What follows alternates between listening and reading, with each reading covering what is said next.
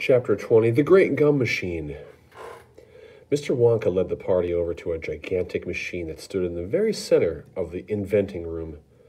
It was a mountain of a gleaming metal that towered high above the children and their parents. Out of the very top of it, there sprouted hundreds and hundreds of thin glass tubes, and the glass tubes all curled downwards and came together in a bunch and hung suspended over an enormous round tub as big as a bath. That was a very descriptive paragraph. That first paragraph, it told exactly what that machine looked like. It was very specific. I want you to spend 2 minutes drawing it. Do it in your notebook.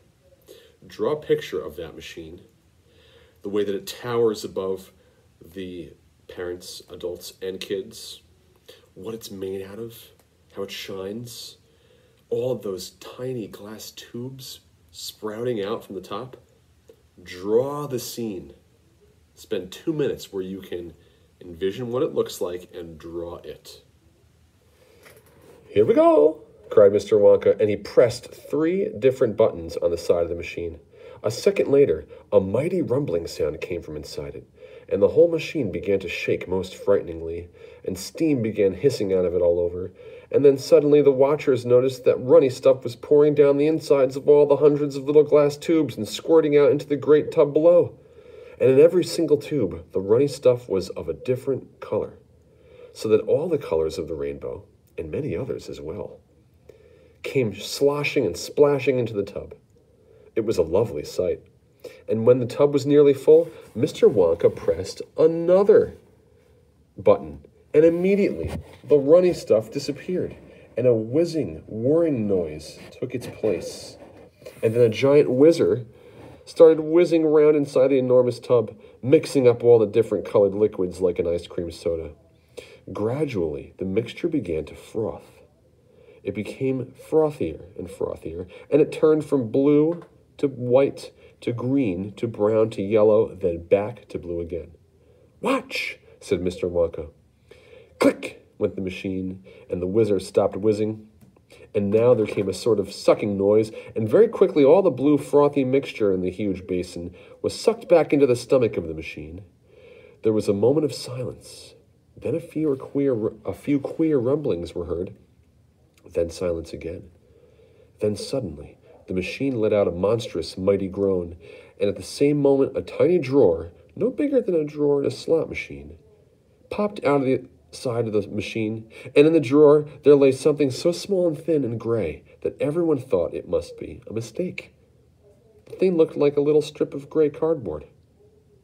The children and their parents stared at the little gray strip lying in the drawer. "You mean that's all?" said Mike Teavee, disgusted. "That's all," answered Mr. Wonka, gazing proudly at the result. "Don't you know what it is?"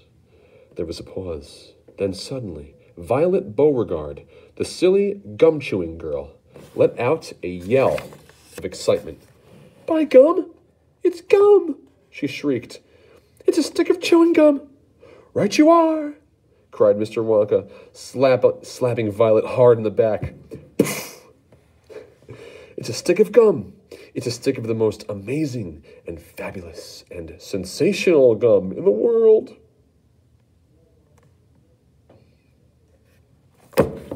What happens next? Make a prediction. And don't just tell what you think will happen.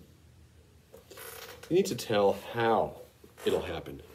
What'll happen first? Then what will happen next? And then after that? And finally, what will happen at the end of your prediction?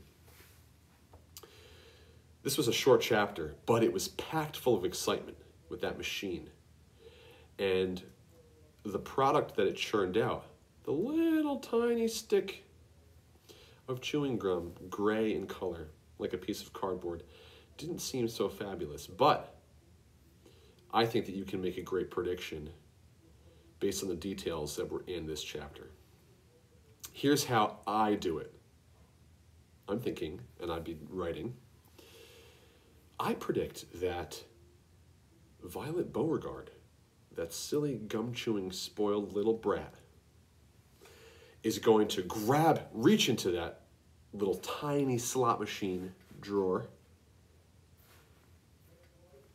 kind of like pull out the piece of gum, pop it in her mouth, and start chewing ferociously. Everyone's going to be just staring at her like wide-eyed. Can't believe she actually just did that, they'll be thinking. Maybe they'll even say it or whisper it. And maybe she'll hear it, but she won't care. She's spoiled. She is obsessed with gum. And that's why she's going to be the one to grab it. Then I predict that after she grabs it and shoves it in her mouth, and by the way, the way she's chewing it, this is how she's chewing it. She's chewing it like she's a lion that just killed a wildebeest on the Serengeti plains of Africa, and she is gnawing on it, just devouring it. Kind of disgusting, really. Anyway, I think that it's going to turn her different colors, just like it did in the chapter. The whole colors of the rainbow. I'm going to have to look back and find the colors, but I don't think it's going to turn her whole body. Just maybe her tongue. It'll dye her tongue with the colors. From blue to white to green to brown to yellow, then back to blue again. Yeah, that's what I think will happen finally. So there, I just described what I think is going to happen and how it will happen. I took steps to talk about how it'll take place, how she reaches in the drawer, how she puts it in her mouth, how she chews it, and what it will do to her. All right, now it's your turn. Good luck, have fun with it, and I can't wait to read your results, read your responses, and we're on to chapter 21 next time.